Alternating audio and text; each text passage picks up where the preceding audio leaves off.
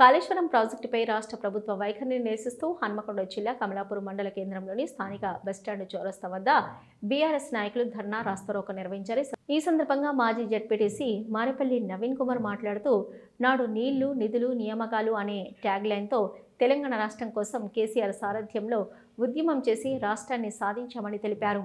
తెలంగాణ రాష్ట్రాన్ని సుభిక్షంగా ఉంచాలనే సదుద్దేశంతో నాడు బీఆర్ఎస్ ప్రభుత్వం మాజీ ముఖ్యమంత్రి కేసీఆర్ కట్టించిన ప్రాజెక్టులపై నేడు సిబిఐ విచారణకు రాష్ట్ర ప్రభుత్వం కోరడం సిగ్గుచేటన్నారు. పీసీసీ నివేదికగా ఉందని ఎద్దేవా చేశారు. కేసీఆర్ ప్రతిష్టను దిగజార్చడం కోసం రాష్ట్ర ప్రభుత్వం తీవ్ర విమర్శలు చేస్తుందని మండిపడ్డారు. మునిపెన్నడూ లేని విధంగా కాంగ్రెస్ ప్రభుత్వం ఏర్పాటయ్యాక యూరియా కోసం రైతులు అనేక ఇక్కట్లు పడుతున్నారని విమర్శించారు.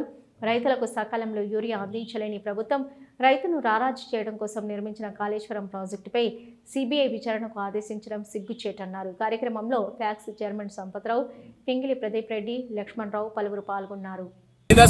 తెలంగాణ మలిదశ ఉద్యమమే నీళ్లు ఉద్యోగాలు నియామకాల మీద జరిగింది.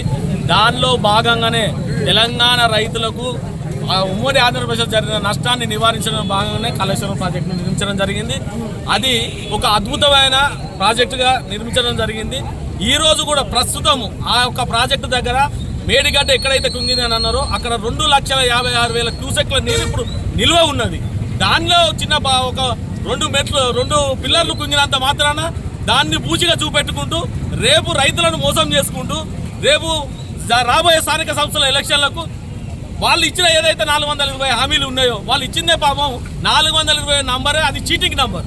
ఆ చీటింగ్ నంబర్ ఇచ్చిన ఒక హామీలను నెరవేర్చలేకపోవడం వల్ల ఈ యొక్క స్థానిక సంస్థలకు రేపు పొద్దున జరగాల్సిన ఎలక్షన్కు వెళ్ళడం కొరకు ఏదో ఒక బుచ్చిని చూపెట్టాలనే ఉద్దేశంతో కాంగ్రెస్ దాన్ని బుచ్చిగా చూపెట్టి ఆ పీసీ కోసి అనే కమిటీ వేసిండ్రు. అది ఆ కమిటీ అది సరి అయిన నిర్ణయాలు ఇవ్వలేదు.